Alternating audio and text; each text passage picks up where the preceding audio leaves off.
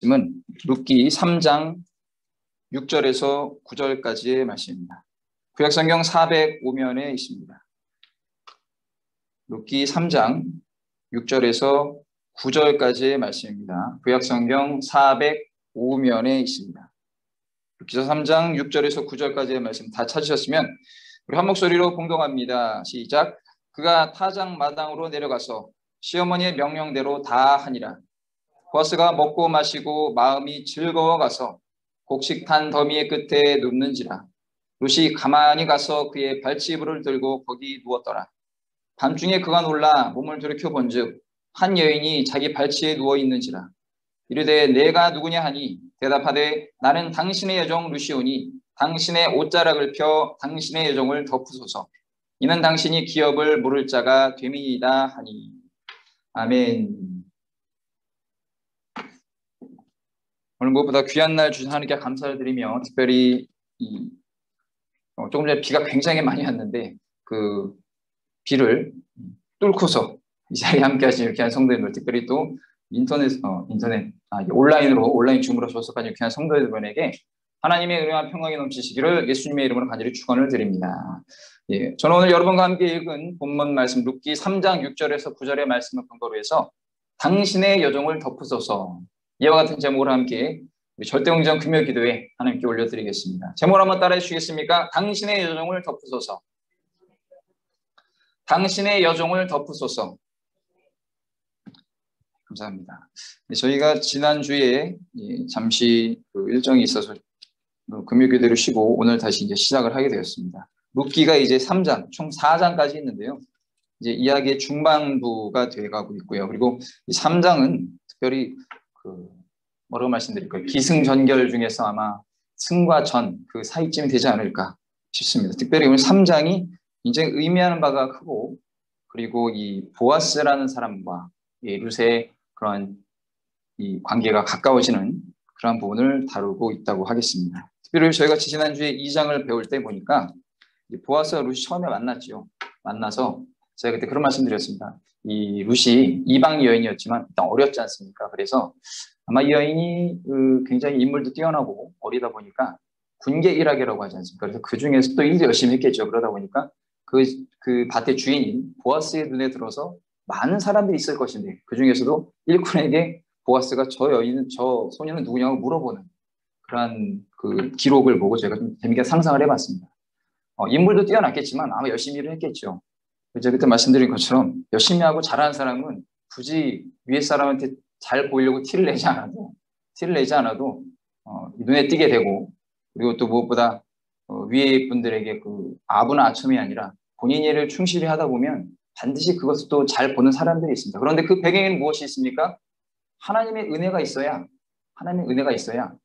주님을 믿는 자들이든 믿지 않는 자들이 하더라도 하나님께서 그 삶의 역사를 하셔야지만이 위에 있는 사람들에게 통해서 그 눈에 들어서 관심을 갖게 되는 그런 부분이 있다고 말씀드렸습니다. 대표적으로 요셉이 어땠습니까?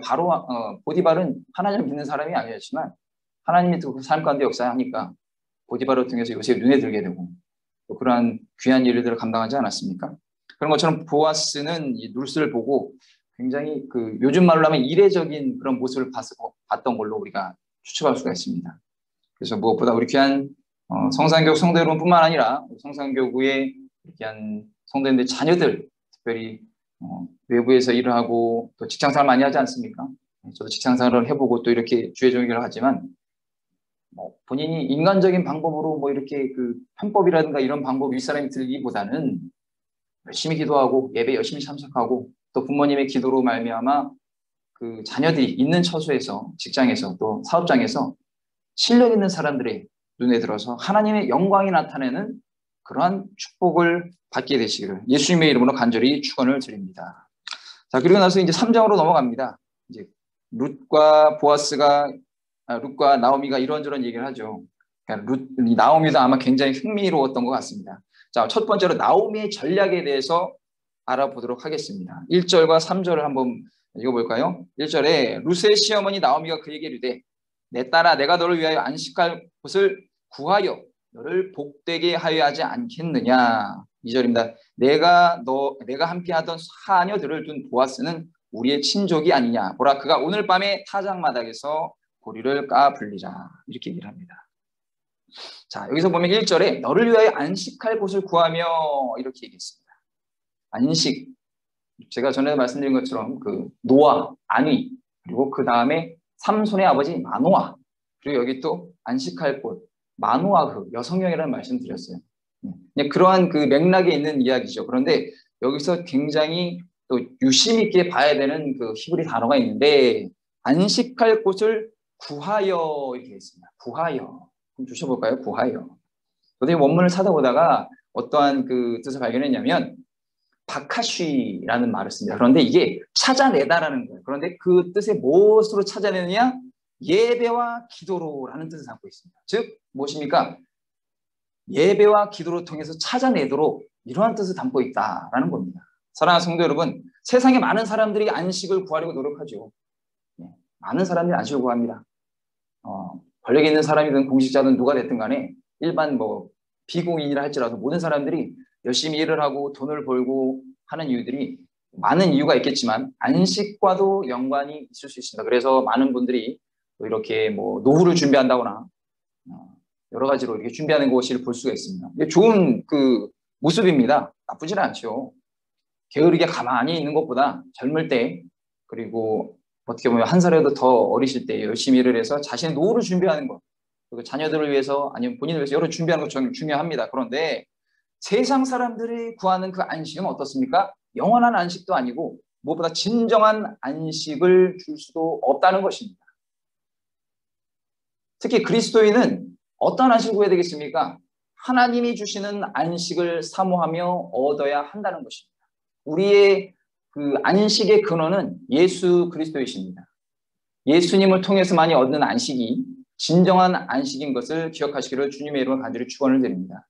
그 영원한 안식, 오직 예수님만을 통해서 얻을 수 있는 안식. 마태복음 11장 29절에 예수님 말씀하셨습니다. 나는 마음이 온유하고 겸손하니 나의 멍에를 메고 내게 배우라. 그리하면 너희 마음이 쉼을 얻으리니. 이렇게 예수님 말씀하십니다.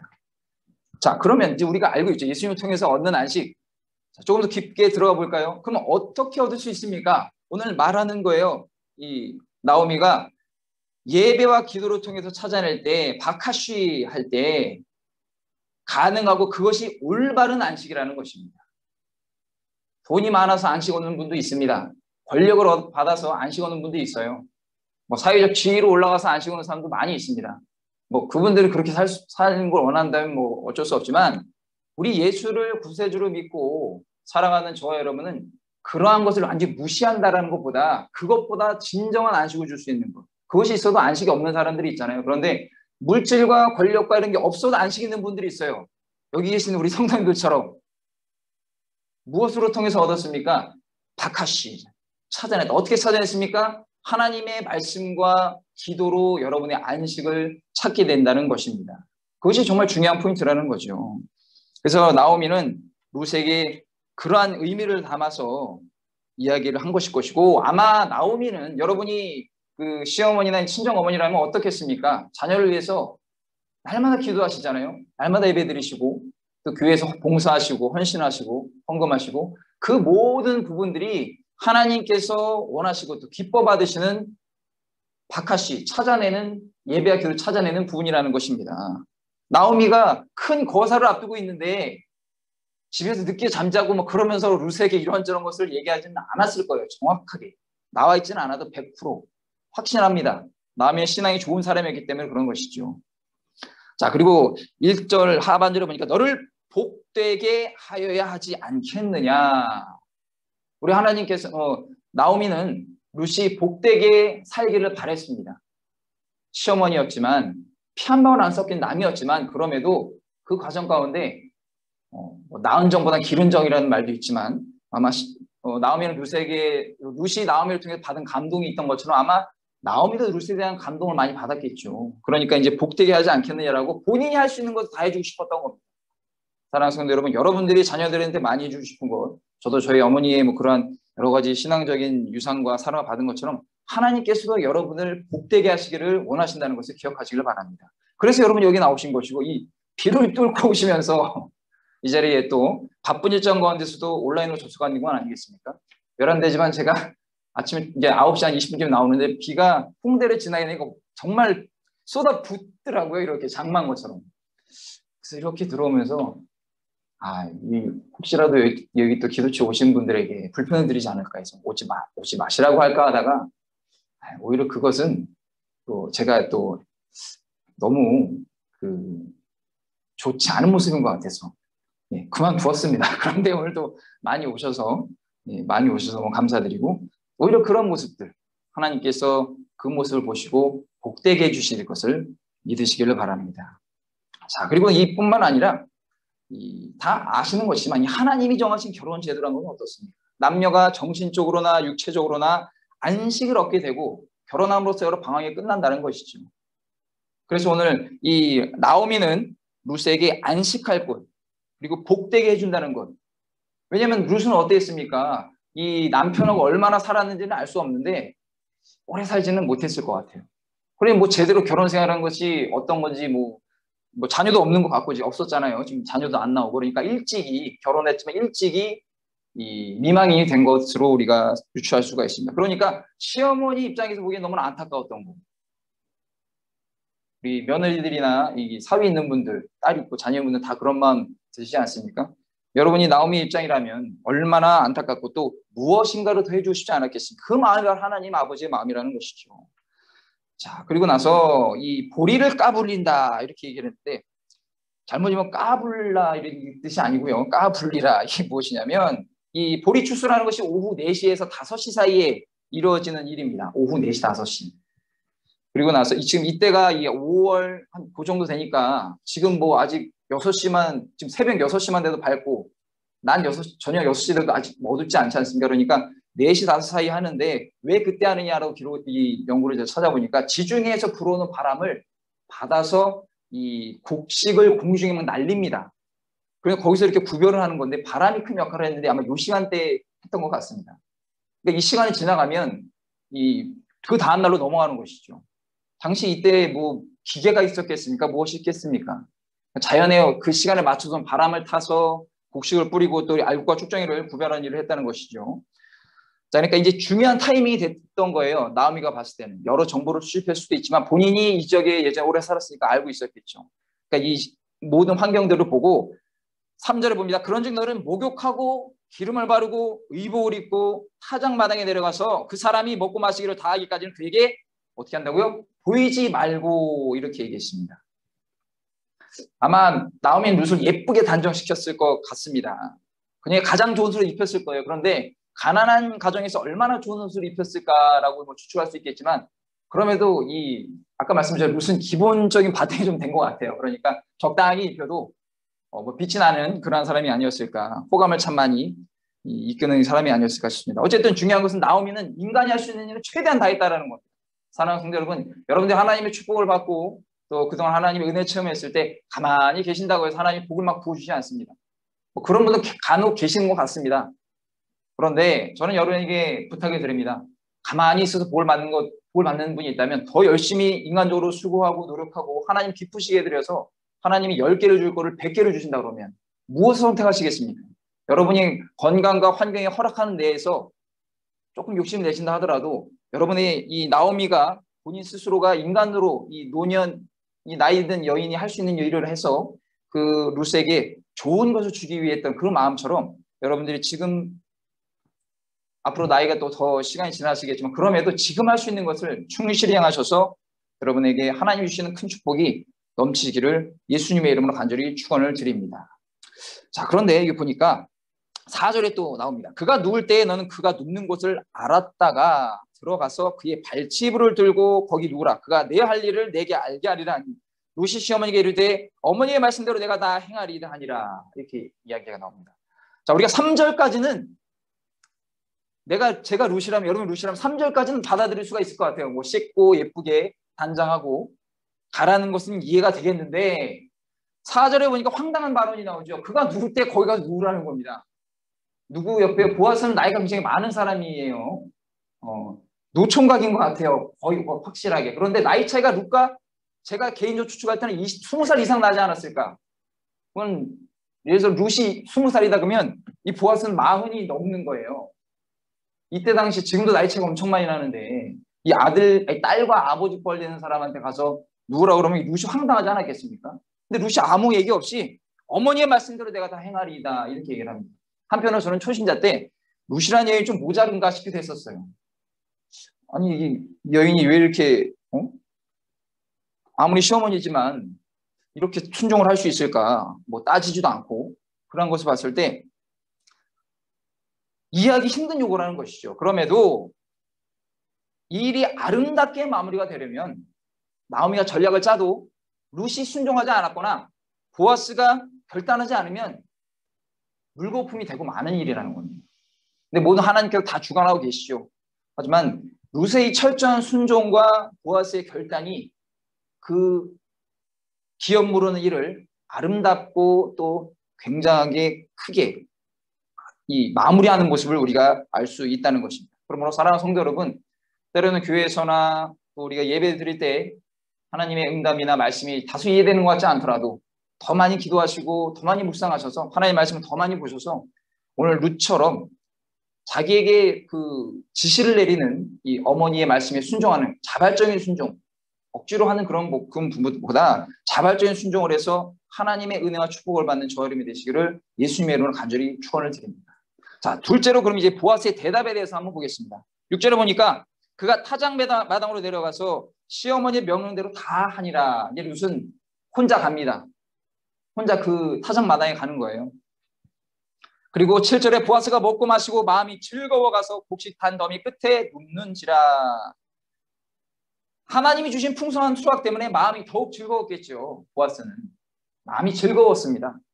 앞으로 어떤 일이 일어날지는 보아스는 까맣게 모르는데 그냥 곡식이 넘치니까 이것이 굉장히 즐거웠죠. 하나님께서 이렇게 물질의 축복을 주시는구나 이렇게 생각하고 있고 이제 곡식 단더미 끝에 누워서 있는데 7절에 보니까 룻이 가만히 가서 그의 발치이불을 들고 거기 누웠더라. 참 오묘한 기록입니다. 자, 그런데 단더미의 끝에 누웠다라고 되어 있어요. 보아스가. 여기는 이 극단 가장자리 거의 모서리 끝부분을 이야기를 합니다. 자, 사랑하는 성도 여러분, 보아스가 일꾼인가요? 아닙니다. 지금으로 치면 회사 사장인데 일을 끝나고 나면 집으로 돌아가서 쉬기도 바쁠 것인데 그 자리에서 늦게까지 있다가 눕는다는 건 뭐예요? 잠을 잔다는 겁니다. 여기서. 자, 그런데 왜 그랬을까? 기록을 이 내용을 자료를 찾아보니까 곡식을 훔쳐가는 것을 막기 위해서라도 보아스는 거기에 잠을 잘 수밖에 없었던 것 같습니다. 그런데 다른 일꾼들이 있었을 거예요. 그런데 저는 추측을 통해보니까 왜 그랬을까? 보아스가 지역의 유지이자 재벌이지 않습니까? 그런데 다소 우리가 보기엔 이해하기 어려운 행동을 했어요. 아까도 말씀드린 것처럼 일꾼들 놓고 본인은 집에 가면 됩니다. 그런데 본인이 여기서 또 잠을 잡니다. 룻이 올 거라는 건 전혀 상상을 보지 못했고 누구에게 들은 바가 없어요. 자, 그래서 저는 이 보아스가 어떠한 인물일까 추측을 해보고 묵상을 해보니까 생각보다 소박하면서 권위적인 인물이 아니었던 것 같아요. 그는 모두가 일을 할 때 특별한 대우를 받아야 한다거나 그곳에서 남다르게 행동하지 않은 것 같습니다. 이 기업의 사장님이 이렇게 일을 한다 그러면 혹시라도 뭐 직원들은 부담스러울 수 있겠죠. 사장님 좀 빠져줘야 퇴근도 하고 좀 이렇게 할 텐데 그런데 아까도 저희가 2장에도 보면 일꾼들과 보아스의 인사가 굉장히 은혜로웠습니다. 어떻습니까? 2장 4절에 마침 보아스가 베들레헴에부터 와서 베는 자들에게 이를 때 야훼께서 너희와 함께 하시기를 원하노라 하니 그들이 대답하되 야훼께서 당신에게 복 주시기를 원하나이다 하니라. 그냥 안녕하세요 할 수도 있는데 축복의 말을 서로 주고받습니다. 형식적인 말이라기보다는 아마 일꾼들도 보아스를 굉장히 인간적으로 좋아했던 것 같아요. 자, 이러한 모습이 아마 보아스를 그 지역에 더욱 신뢰를 받게 했던 것 같습니다. 뿐만 아니라 우리 주 예수 그리스도 어떠했습니까? 이 땅에 사역하실 때 그들의 제자들과 동등하게 행하셨어요. 제자들 뭐 이렇게 흙먼지 빨아나고 가고 할 때 본인 따로 뭐 뒤에 늦지막하게 가거나 그들하고 뭐 따로 밥상도 따로 하거나 그러지 않았습니다. 누가복음 9장 58절에 보니까 예수께서 이르시되 여우도 굴이 있고 공중에 새도 집이 있으되 인자는 머리 둘 곳이 없도다 하시고 이렇게 얘기합니다. 그리고 누가복음 21장 37절에 예수께서 낮에는 성전에서 가르치시고 밤에는 나가 감람원이라는 산에서 쉬시니 딱히 거처가 없었던 거예요. 어떻게 유랑생활이지만 같이 있는 제자들도 다니면서 불편했을 것이지만 예수님은 그것이 중요한 것이 아니었다는 겁니다.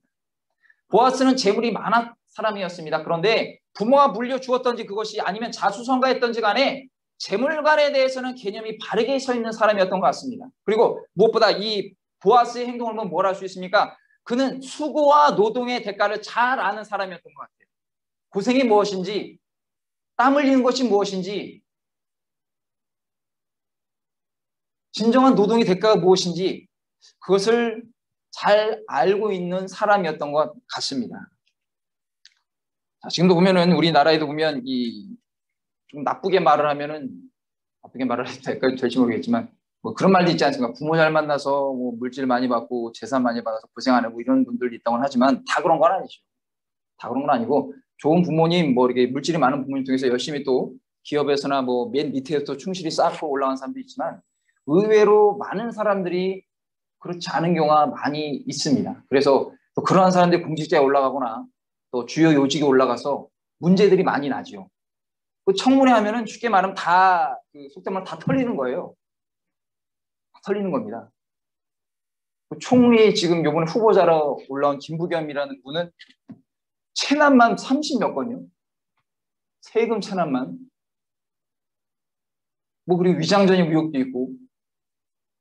굉장히 그런 부분들이 좀 눈살을 찌푸리게 합니다. 그리고 그의 자녀들에 대해서 말들도 많고 뭐 의혹이긴 하겠지만 그것을 철저히 검증해야 되고 다른 부분도 아니라 그 나라의 국무총리라고 하는 귀한 일을 좀 감당하시는 분들이 그 외에 또 지금 뭐 국토부 장관이라든가 여러 분들을 보시지 않습니까? 국토부 장관 후보자분은 아내분이 뭐 밀수를 해가지고 지금 그릇들을 유럽에서 오는 그런 그릇들을 많이 또 가져와가지고 문제가 생기고 나라의 돈을 갖고 국비를 갖고 해외여행을 갔다가 또 걸리기도 하고 참 일반인 같은 저희들이 생각하기에는 참 상상할 수 없고 좀 웃기지도 않은 그러한 일들이죠. 왜 그런 일들이 발생을 하는지 또 왜 또 그러한 사람들만 공직에 추천을 하는지 그것도 참 이해할 수가 없는 일인 것입니다. 그런데 오늘 보아스는 보니까 아까도 말씀드린 것처럼 정말 노동의 대가를 알았던 것 같습니다. 자, 그런데 이제 8절에 보니까 밤중에 그가 놀라 몸을 돌이켜 본 적 한 여인이 자기 발치에 누워 있는지라 이렇게 되어 있습니다. 자, 말이 밤중에 그가 놀라지 기겁을 한 거예요. 보아스가. 이게 자고 있는데 뭐가 툭툭 걸리는 것 같은데 딱 보니까 웬 뭐가 있는데 그 사람인데 여인이 누워 있으면 동물인지 아니면 뭔지 알았겠습니까? 그런데 얼마나 기겁을 하고 놀랐겠습니까? 크게 놀랐을 거예요. 그리고 나서 9절에 보니까 이르되 내가 누구냐 하니 대답하되 나는 당신의 여종 루시오니 이렇게 됩니다. 보아스가 조금 한숨은 놓았겠죠. 한숨은 놓았을 수 있습니다. 자, 그런데 이 부분을 보고 성경학자들이 많은 성경학자는 아니죠. 일부 성경학자들이 뭘 얘기를 하냐면 룻과 보아스가 부적절한 육체관계를 했다 이렇게 얘기를 하는 사람들이 있어요. 왜 그런 걸 드느냐? 7절에 아까 말씀드렸죠. 그의 발치부를 들고 거기 누웠더라라고 하는 누웠더라라는 뜻을 히브리어 샤카브를 쓰는데 휴식 또는 성관계 이런 위에서 성관계를 위해서 이런 단어를 뜻을 담고 있다는 겁니다. 그러니까 학자들 그걸 보고 이미 이들은 이 룻이 샤카브에 있으니까 둘이 한 부적절한 관계를 맺어서 그런 것을 약간 좀 돌려서 얘기하는 것이 아니냐 이렇게 얘기를 하는데 저는 개인적으로 반대합니다. 그렇게 성경 자체도 그런 뜻은 아니겠지만 보아스의 훌륭한 성품과 또 룻의 단단한 인품으로 봐서는 그 두 사람이 맨정신에 그렇게 행동을 했을 리가 없을 것 같아요. 아무리 보아스가 나이가 많고 이 노총각이라 하더라도 이것은 아마 문맥상으로 아마 봤을 때 무엇을 또 많은 학자들은 어떻게 지지를 하냐면 복종의 행위로서 룻은 자신을 보아스의 권위 아래에 두었던 것 그것을 말하고 있고 그것이 더 많이 지지를 받고 있습니다. 다 그냥 갖다 바치는 거죠. 본인의 그 의지나 이런 것 바치고 거기에 남자 밑에 있는 겁니다. 자, 그것이 어떠한 모습으로 나와 있을까요? 제가 사진을 한번 구했는데요. 네, 한번 보도록 하겠습니다.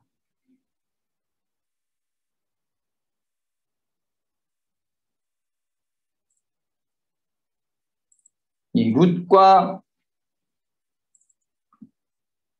보아스의 그 모습이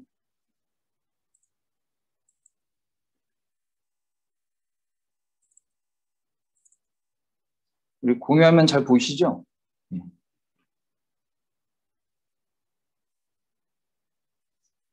이러한 모습으로 이렇게 이게 영국의 19세기 그림인데 이러한 모습으로 두 남녀가 이렇게 이 지금 팔을 개고 있는 사람이 100% 보아스고요. 이 아래에서 불편하게 누워 있는 이 여인이 루시입니다. 그래서 이렇게 그림을 이 19세기 때 영국에서 그린 그림을 이렇게 제가 인터넷 찾아봤는데 뭐 100% 맞다 아니다라기보다는 이러한 모습으로 이렇게 있으면 이 보아스가 얼마나 황당했고 또 놀랐겠습니까? 지금 이 표정을 보십시오. 이렇게 불편해서 어떻게 잠을 잘 수 있을까 싶은데 어쨌든 굉장히 예쁘게 꾸몄습니다. 아름답게 꾸몄고 이 보아스는 약간 정신 나간 것 같은 느낌도 좀 드는데 이러한 모습으로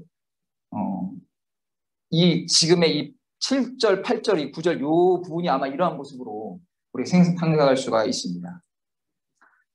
자, 그리고 나서 이제 9절에 루시 뭐라고 얘기합니까? 당신의 옷자락을 펴 당신의 여종을 덮으소서. 이는 당신이 기업을 물을 자가 됨이다 하니 이렇게 이야기를 했습니다. 이 뜻이 옷자락을 펴서 당신의 여종을 덮으소서라는 뜻이 굉장히 중요한 의미를 담고 있습니다. 무엇이냐면 히브리어로 카나프 파라스, 이제 옷자락을 펴 덮는다, 날개를 널리 펴서서 내뻗는다 이런 뜻이 있습니다. 이것은 이 부분을 보면 이제 반박이 되는 겁니다. 이 부적절한 성관계였다는 것이 아니다. 왜 룻이 이렇게 이 대답을 보면 알 수 있느냐? 룻의 대답을 보면 보아스와 룻의 부적절한 관계가 아니라 룻이 보아스에게 구원한 것은, 청혼한 것은 명백한 사실입니다. 그런데 이 덮으소서, 파라스란 말이 보호와 안전을 위한 요구를 말을 한다는 것입니다. 나를 보호해 주세요. 나의 안전을 위해서 요구를 한다는 겁니다. 이것이 에스겔 16장 8절에도 동일한 단어가 쓰여져 있어요. 에스겔 16장 8절에 내가 내 곁으로 지나며 보니 내 때가 사랑을 할 만한 때라 내 옷으로 너를 덮어, 하나님 말씀에 너를 덮어 벌거벗은 것을 가리고 내게 맹세하고 언약하여 너를 내게 속하여 하였느니라. 나 주 야훼의 말이니라. 에스겔 16장 8절에 너를 덮어, 파라스라는 말이 여기서 썼다는 겁니다. 그러니까 룻은 보아스에게 본인의 보호와 안위를 요구한다는 것이지, 이것이 나이 많은 남자와 어린 여자의 부적절한 성관계 이런 부분을 말하는 것이 아니라는 것입니다. 당시 이스라엘 사회에서의 옷으로 상대방을 덮는 것은 구원하는 행동으로 또 보호와 일치를 상징한다는 것이에요. 하나님은 그의 백성 이스라엘과 언약을 또 맺으셨고 아내로 삼으셨습니다. 저와 여러분은 예수님의 신부입니다. 예수님 우리 신랑 되시는 것이고요. 이처럼 룻의 언행은 계대 결혼법에서 여성에 간청하는 것으로, 여성이 먼저 요청하는 것으로 룻은 이스라엘 율법을 철저히 이행했고 의롭게 보아스에게 호소한 것입니다. 필요한 사람이 호소를 한 것이에요. 신명기 25장 7절에 보니까 그러나 그 사람이 만일 그 형제의 아내 맞이하기를 즐겨하지 아니하면 그 형제의 아내는, 여인은 그 성문으로 장로들에게로 가서 말하기를, 신명기에 이렇게 나옵니다. 여성이 먼저 말해서 요청하라고. 내 남편의 형제가 그의 형제의 이름을 이스라엘 중에 잊기를 싫어하여 남편의 형제된 의무를 내게 행하지 아니하이다 할 것이오.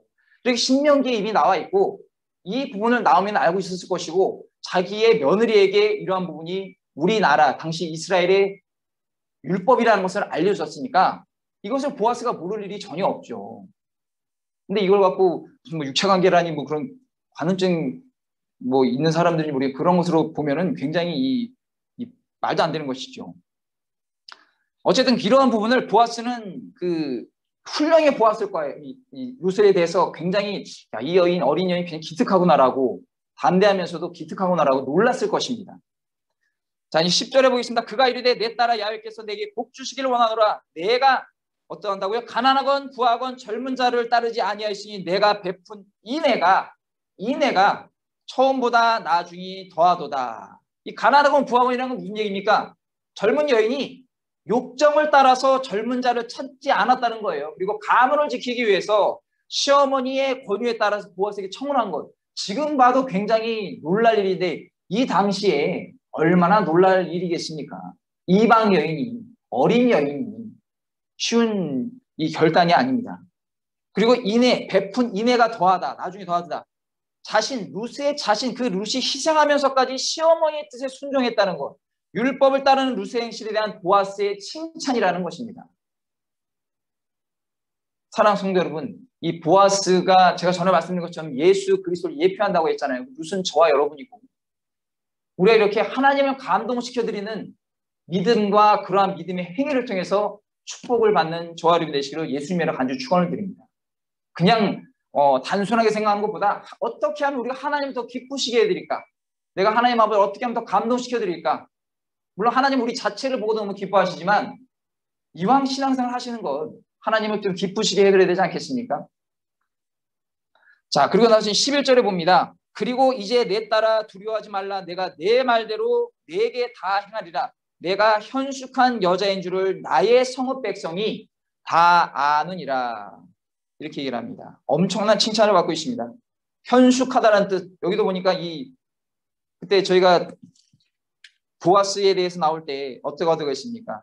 유력하다라고 했는데 여기에도 똑같은 단어. 한글 번역이 다르지만 히브리어 하일을 썼어. 하일. 유력하다는 뜻. 힘이 있는 뜻. 여인에게 현숙하다는 뜻을 썼는데 그냥 쉽게 말하면 유력한 자라고 또 말을 했겠죠. 보아스가. 그런데 이 성경을 해석하면서 문맥상 아마 현숙하다라고 이야기를 했던 것 같습니다. 어쨌든 보아스는 룻을 선하게 받아들였습니다. 그리고 그녀의 요구가 정당하며 고귀한 것을 잘 알고 있었습니다. 현숙한 남녀의 대표적인 모습을 보여주는 것이 바로 보아스와 룻의 만남이고 당시 시대의 가장 모범적인 이런 혼인관계를 보여주는 완벽한 환상이라고 할 수 있습니다. 물론 보아스는 초혼이고 룻은 재혼이죠. 자, 그런 부분을 볼 수 있고 이것은 신랑이신 예수님과 신부인 저와 여러분의 모습이 바로 지금 이 시대에 이러한 모습으로 나타나야 한다는 것입니다. 저와 여러분이 이러한 신부의 모습을 갖추시기를 주님의 이름으로 간절히 축원을 드립니다. 자, 그리고 현숙한 여인에 대한 설명이 있는데 이건 뭐 내용이 너무 기니까 제가 이제 넘어가기로 하는데 잠언 31장이 현숙한 여인에 대해서 자세히 나옵니다. 나중에 시간을 내셔서 한번 잠언 31장을 한번 보셔서 현숙한 여인이 어떠한 여인인가 이렇게 한번 알아보시면 더 유익할 것 같습니다. 자, 그리고 12절에 보니까 보아스의 대답이 다소 그런데 의외입니다. 참으로 나는 기업을 물을 자이나 그러나 기업 물을 자로서 나보다 어떻다고요? 더 가까운 사람이 있다. 이렇게 얘기를 합니다. 더 가까운 사람이 있다. 이것은 아마 나오미도 룻도 몰랐을 겁니다. 그런데 보아스는 알고 있었죠. 나보다 더 가까운 사람이 있다. 질서를 준수한다는 겁니다. 보아스보다 엘리멜렉과 더 가까운 사람이 있었다는 거예요. 그리고 13절에 이 밤에 여기서 머무르라. 아침에 그가 기업 물을 자의 책임을 내게 이행하려 하면 다음 날이야 바로 일이 막 속시속히 빠르게 진행이 됩니다. 좋으니 그가 그 기업 물을 자의 책임을 행할 것이니라. 만일 그가 기업 물을 자의 책임을 내게 이행하기를 기뻐하지 거절하면 야훼께서 살아계심을 두고 맹세하노니 내가 기업 물을 자의 책임을 내게 이행하리라. 아침까지 누워 있을지니라 하는지라 이렇게 얘기를 합니다. 자, 여기서 갑자기 또 이야기가 잠깐 또 생각지 못했던 반전이라고 되겠죠. 이 나타납니다. 보아스의 개인적인 마음은 어떠했을까? 아마 룻의 청혼을 받아들이고 싶었는지도 몰라요. 그런데 그는 합법적으로 일을 진행하고 싶었다고 합니다. 합법적으로. 누구에게도 비난이나 지탄이라든가 받고 싶지 않아서. 그런데 아마 그것은 본인도 본인이지만 이 어린 여인 룻과 그의 시어머니 나오미를 위해서라도 합법적으로 해주고 싶었던 것 같아요. 가장 그것이 서로에게 유익한 일이었기 때문에 법적인 절차를 받아서 밟으면서 그렇게 하려고 했던 것 같습니다. 뿐만 아니라 보아스보다 더 가까운 친족이 거절한다면 보아스는 흔쾌히 수락할 것이라는 겁니다. 보아스는 기업 물으는 일이 굉장히 중요한 일이기 때문에 이것이 개인의 감정이나 생각에 좌우돼서는 안 된다는 것을 너무나 잘 알고 있었다는 거예요. 지혜로운 사람입니다. 보아스는. 괜히 예수님의 예표로 나오는 인물이 아니에요.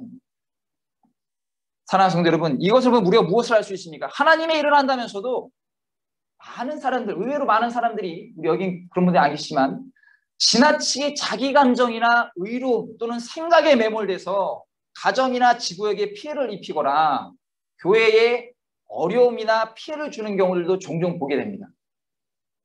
그런 경우들이 참 있어요. 안타깝죠. 일부러 그러려고 한 건 아닌데 본의 아니게 이 자기 의가 있다 보면은 그렇게 좀 피해를 주는 분들이 있어요. 그럼 우리는 어떻게 됩니까? 먼저 성경과 하나님께서 세우신 교회의 순리와 법을 따르고 주의 종에게 순종하면서 질서를 지켜야 된다는 겁니다. 괜히 이런 조직 구조나 이런 게 있는 게 아니죠.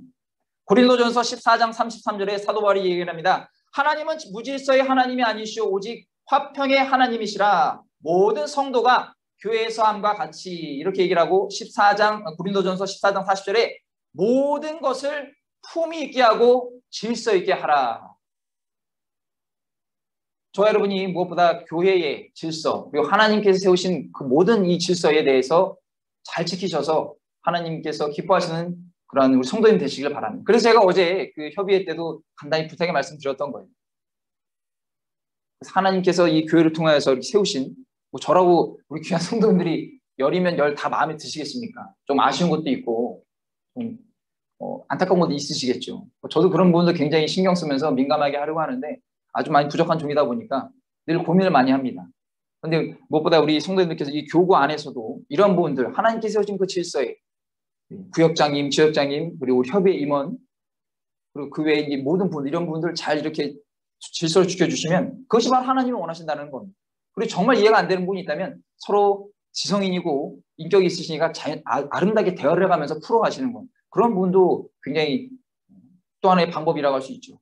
나아가서 의무를 행해야 하는 사람이나 조직이 본인이 손해를 입게 될 것 같은 생각에 행할 의무를 행하지 않는 경우도 생깁니다. 그러니까 보아스가 얘기한 게 그런 거예요. 그 사람은 그 더 가까이 물을 사람을 알고 있던 것 같은데 어느 정도 알고 있던 것 같은데 아마 안 할 수도 있을 거라는 그러한 생각을 했던 것 같습니다. 그럴 경우에 때로는 강력하게 권하는 것도 필요하겠지만 하나님은 어떠한 하나님입니까? 억지로 행하는 손길을 원하시지 않습니다. 물론 억지로 억지로보다는 강하게 역사하는 것도 있지만 때로는 하나님께서는 자발적인 걸 원하시는 거예요. 고린도후서 9장 7절에 각각 그 마음에 정한 대로 할 것이요 인색함으로나 억지로 하지 말지니 하나님은 즐겨내는 자를 사랑하시느니라. 할렐루야. 자발적인 순종. 억지로 하는 것 말고 하나님은 자신이 만드셨던 길이나 또 사람이 막히면 그 길을 뚫기도 하십니다. 그런데 새로운 길을 만들어내셔서 결국에 목적을 이루시기 때문입니다. 어떤 방법으로 하나님 일을 하셔요.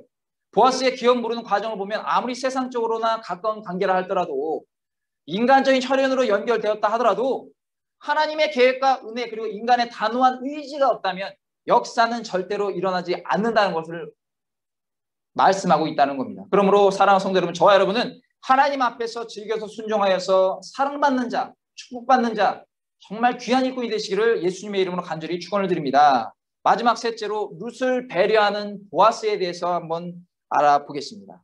자, 14절에 이제 또 재미난 부분이 나옵니다. 룻이 새벽까지 그의 발치에 누웠다가 사람이 서로 알아보기 어려울 때에 일어났으니 보아스가 말하기를 참이 정말 섬세한 남자의 대표적인 걸 보여주는데 여인이 타작마당에 들어온 것을 사람이 알지 못하여야 할 것이라 하였습니다. 당연히 몰랐을 수도 있겠죠. 그런데 사람이 워낙 많으니까 알 수도 있을 것이고. 근데 왜 이러한 부분을 이야기했을까? 제가 좀 묵상을 해봤습니다. 여인이 늦은 밤에 보아스의 타작마당에 들어왔다는 것이 만약 외부에 알려지면 어떻게 됩니까? 외부에 알려지면 기업 물은 일은 둘째치고 어떻게 돼요? 사람들은 보이는 것 같고 막 이렇게 부풀려서 말하는 경우가 많이 있잖아요.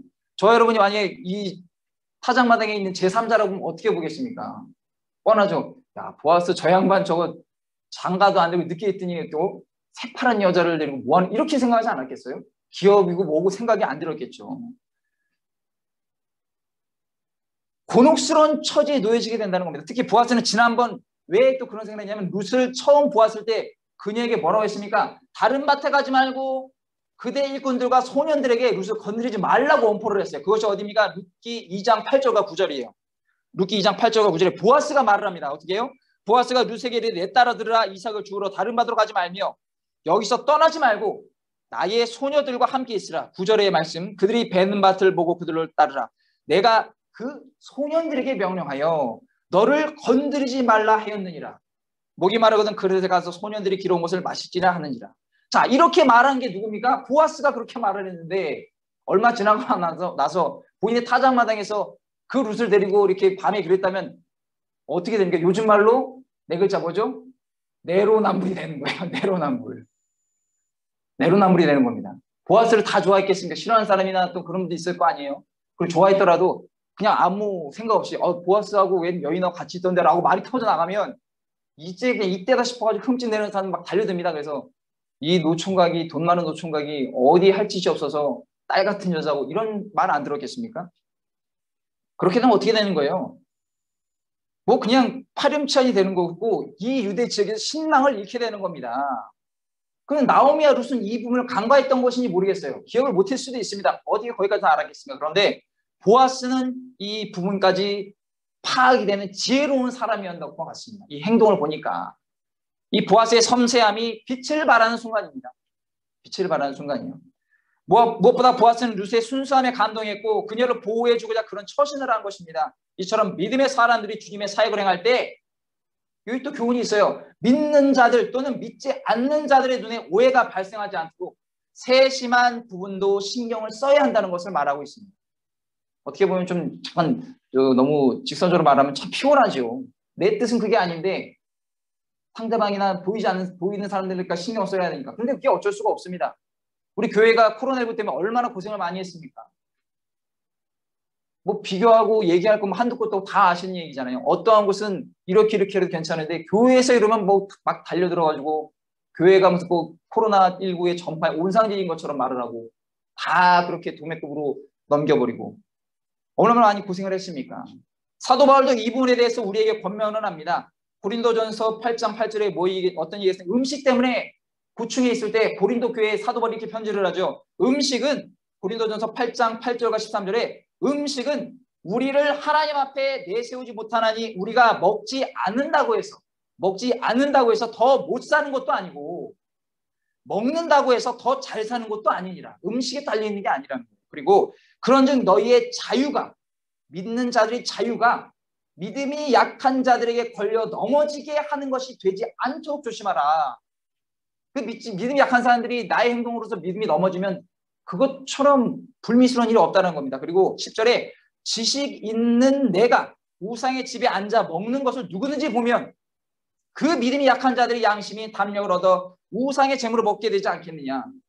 저 신실한 사람이 저기서 먹으니까 나도 가서 먹어도 되겠구나 이런 생각을 하지 않겠냐라는 거예요. 11절에 그러면 내 지식으로 그 믿음이 약한 자가 멸망하나니 그는 그리스도께서 위하여 죽으신 형제라. 이같이 너희가 형제에게 죄를 지어 그 약한 양심을 상하게 하는 것이 곧 그리스도에게 죄를 짓는 것이니라. 그러므로 만일 음식이 내 형제를 실족하게 한다면 나는 영원히 고기를 먹지 아니하여 내 형제를 실족하지 않게 하리라. 이렇게 사도 바울은 권면을 했습니다. 제가 처음에 이제 예전에 제자교회에서 사역을 할 때 전도사 때 그때 거기도 이렇게 또 젊으신 지역장님이 계셨어요. 그런데 여기 신방을 이렇게 가게 되는데 그때는 차가 없었으니까 교회에 이제 승합차를 이렇게 몰고 이렇게 다녔었는데 그것도 여의치 않은 경우가 있지 않습니까? 그러면 그 지역장님들이 이제 차를 또 갖고 계신 분들은 직접 교회로 오셨습니다. 그래서 제가 거기 탑승을 하고 이렇게 신방을 간 적이 있었는데 많이 들었던 얘기가 이제 뭐였습니까? 젊은 교부장과 좀 젊은 지역장 앞에 같이 타면 오해 소지가 있다라는 얘기 제가 여의도 교육 때도 많이 들었거든요. 참 생각지 못하게. 그렇게 받아들인다는 건 아닙니다. 예, 철저하게 제가 둘이 앉으면 제가 뒷좌석에 앉거나 아니면 권사님이 한 분 계시면은 권사님 뒤에 앉거나 뭐 이런 식으로 해서 근데 처음에는 별 그게 뭐가 대수로운가 싶은데 그래도 이왕이면 조심하는 게 서로에게 더 유익한 것이다 이렇게 생각을 했죠. 그러니까 오늘도 이 보아스도 아마 그러한 마음으로 룻에 대한 배려로 이렇게 밤늦게까지 이때 알아보기 어려울 때 나가라는 거죠. 그런데 나쁘게 보는 사람은 뭔가 캥기는 것이 있으니까 뭔가 자기가 찔리는 것이 있으니까 이렇게 행동하지 않겠냐는데 전혀 그렇지가 않습니다. 어쨌든 우리는 참 주님의 일을 사역을 할 때 믿지 않는 자들과 믿는 자들에게도 참 모두에게도 참 신경 써야 하는 뭐 피곤하다고 생각하지 마십시오. 그것이 우리의 본분이고 사명인 것이기 때문에 사도 바울도 그렇게 얘기했습니다. 그러니까 그런 분을 우리가 잘 기억해서 하나님의 영광을 나타내야 될 것입니다. 그리고 이제 15절에 보아스가 이르되 그냥 보내지 않죠. 어떻게 보냅니까? 내 겉옷을 가져다가 그것을 펴서 잡으라 하매 그것을 펴서 잡으니 되어 있습니다. 내 겉옷이라는 게 뭡니까? 그냥 뭐 제가 교회 뭐 겨울이나 가을에 입는 외투 이런 게 아니라 그런 거라고 생각을 했는데 이걸 또 찾아봤습니다. 직역성경에는 뭐라고 되어 있냐면 내가 걸치는 숄을 뭔지 아시죠? 숄을 가져와서 잡으라 이렇게 써 있어요. 숄을. 히브리어 미트 파트 두건이라는 뜻입니다. 그것을 펴가지고 이렇게 잡으라는 거예요. 왜 뭘 주려고 하는 거겠죠? 보아스가 룻에게. 자, 역시 줍니다. 15절 하반절에 보리를 6번 되어 룻에게 지어주고 성읍으로 들어가니라. 또 이렇게 베풀어 주네요. 이러한 이 아침에 이렇게 사람들 많이 보고 정신없는 가운데서도 보아스는 룻을 챙겨서 두둑하게 챙겨서 보내줍니다. 룻이 너무 정말 예뻤겠죠. 참 귀한 여인이구나 한 것도 있고, 이 여인을 이렇게 일하게 한 나오미도 참 대단한 여인이구나. 우리 친정 나오미를 보고 또 보내주는 그러한 마음도 있었던 것 같습니다. 자, 그런데 여기서 보리를 6번 됐다. 이게 좀 궁금했어요. 이게 얼마나 된 양일까? 영어 성경의 그 뉴 킹 제임스 버전은 뭐라고 쓰여 있냐면 6 에바인데 6 에바예요. 그리고 환산을 해보니까 한 에바가 20리터가 좀 넘는데 곱해보니까 130m 넘는 겁니다. 그럼 키로수로 하니까 보리 한 90kg 정도인데 9kg에 90kg를 이 20살 되는 여인이 그걸 갖고 간다는 것도 말이 좀 어렵죠. 그걸 쇼에 그걸 어떻게 담겠습니까? 그래서 찾아보니 이 성경학자들이 히브리 원문에는 그러한 어떤 잣대를 기준으로 쟀는지 나오지 않는다고 합니다. 그런데 만약 6에바가 맞다고 하면 진짜 90kg 정도 되는 것인데 이걸 어떻게 가져가겠습니까? 그래서 이것을 만약 그것이 사실이라고 한다면 이것은 그 90kg 정도 가져간다면 이것은 보아스가 룻을 선대한 것이 아니에요. 모욕이나 다름없지요. 그걸 어떻게 가져가겠습니까? 가장 타당하고 상식적으로 여겨지는 것이 무엇이냐면 6세아인데 이것이 한 27kg, 30kg 정도 왔다 갔다 하는 그 정도. 그것도 적지 않은 무게죠. 20kg면 쌀한가만인데. 그래서 이것을 추측을 해보면 학자들이 룻이 보아스에게 처음 호의를 베풀었던 적이 있어요. 그때 받은 양보다 2배가 많았는데 그때 한 에바를 받았다고 했죠. 어디 있습니까? 그것이 2장 17절에 룻이 밭에서 저녁까지 줍고 그 주운 것을 떠니 보리가 한 에바쯤 되느니라. 요거에 한 2배 정도를 줬던 것으로 합리적이고 가장 그 여인이 가져갈 수 있는 그 정도의 무게라고 생각합니다. 그러니까 그 정도로도 굉장히 풍성했을 것입니다. 자, 그리고 이제 16절에 보니까 룻이 시어머니에게 가니 그가 이르되 내 딸아 어떻게 되었느냐 하니 룻이 그 사람이 자기에게 한 것을 다 알리고, 참 룻은 숨김없이 너무나 순수하고 다 아뢰는 그러한 모습을 보여주고 있습니다. 17절에 이르되 그가 내게 이 보리를 6번 되어 주며 이르기를 빈손으로 어떻게 한다고요? 보아스가 내 시어머니에게 가지 말라 하더이다 하니라. 이 가장 중요한 포인트죠. 다른 거 다 얘기하는 것도 있지만 룻이 보일 때는 이 부분을 보내주었다는 것, 공허하게 가지 말라는 것을 뜻을 담고 있습니다. 자, 사랑하는 성도들, 무게보다 중요한 것은 무엇입니까? 보아스가 선물로 룻에게 곡식을 보내준 것이 집에 있는 나오미에게 굉장한 위로의 선물이 되었던 것이에요. 또 보아스가 만약에 그냥 보냈다면 룻을 싫어하거나 나오미의 제안을 거절했다는 뜻이 될 수도 있습니다. 그런데 보아스가 그 경험하고 정말 상황이 어떻게 될지 모르는 상황에서 룻을 챙겨주면서 그러한 곡식을 챙겨서 보내줄 정도라 공조가 됐다라는 것이죠. 만약에 보아스가 룻을 빈손으로 보냈다면, 왜냐하면 지난번에 이삭을 곡식을 보내줬잖아요. 그런데 아무것도 없이 줬다면 나오미는 아마 의심했거나 실망했을 수가 있다는 것입니다. 이처럼 보이는 물질이라는 것은 자신이 상대방을 선대하고 호의를 베푼다는 증거이며 상대방에 대한 사랑의 표현입니다. 사랑의 표현. 많고 적음을 떠나서 어떤 것이 많으시면 좋겠고 좀 적으면 좋을 수도 있겠지만 사랑의 표현하는 것이죠. 그런데 무분별해 보이거나 과도한 호의는 본질이 흐려지고 그 뜻을 의심하게 만들기도 한다는 것입니다. 잠언 3장 9절과 10절에 내 재물과 내 소사물의 처음 익은 열매로 야훼를 공경하라. 그리하면 내 창고가 가득 차고 내 포도주 틀에 내 새 포도즙이 넘치리라. 잠언 14장 31절에 가난한 사람을 학대하는 자는 그를 지으신 이를 멸시하는 자요 궁핍한 사람을 불쌍히 여기는 자는 주를 공경하는 자니라. 뭐 액수가 많고 이런 걸 떠나서 본인이 할 수 있는 상황에서 구제하는 것, 섬기는 것, 그것을 말씀하고 있습니다. 보아스는 구약의 예수님의 모형 중에 하나라고 말씀드렸어요. 보아스가 이방 여인 룻에게 베푼 배려와 호의는 예수 그리스도가 우리를 사랑하시고 우리의 부요를 위해서 베푸신 은혜와 사랑의 표현이라는 것입니다. 그냥 보아스가 룻을 선대했다 이렇게 보인 것보다 그 깊은 뜻은 바로 예수님이 우리에게 베푼 사랑을 나타내고 있는 거예요. 고린도후서 8장 2절에 환난의 많은 시련 가운데서 그들의 넘치는 기쁨과 극심한 가난이 그들의 풍성한 연보를 넘치도록 하게 하였느니라. 고린도서 8장 9절에 우리 주 예수 그리스도의 은혜를 너희가 알거니와 부요하신 이로써 너희를 위하여 가난하게 되시면 그의 가난함으로 말미암아 너희를 부요하게 하려 하심이라. 보아스가 루스에게 볼이 없어서 주었다고 해서 그 재산이 많은 보아스의 재산에 그 티가 나겠습니까? 가난해지지도 않아요. 별로 티도 안 날 겁니다. 그런데 하나님도 우리에게 축복을 많이 베푸셔도 전혀 가난해지시는 것이 아닙니다. 하나님께 은혜와 축복을 받은 백성은 또 다른 영혼에게 흘려보내야 하는 거예요. 또한 주님의 백성은 하나님과 교회에 드리는 물질에 조금도 인색해서는 안 된다는 것입니다. 누가복음 12장 34절에 너희 보물 있는 곳에는 너희 마음도 있느니라 이렇게 말씀을 합니다. 자, 그리고 18절에 보니까 이에 시어머니가 이르되 내 딸아 이 사건이 어떻게 될지 알기까지 앉아 있으라. 그 사람이 오늘 이 일을 성취하기 전에는 쉬지 아니하리라 하니라. 나오미가 이제 확실히 이제 잡혔습니다. 보아스를 만나보지도 않았고 그때 뭐 통신 수단이 있어서 뭐 연락을 한 것도 아니고 그렇다고 해서 뭐 편지를 쓴 것도 아닌데 룻을 통해서 들은 얘기 그리고 룻에게 곡식을 보냈던 것, 이 물증이라고 하긴 좀 하죠. 그런 걸 보고 확실하게 이제 생각을 했다는 거예요.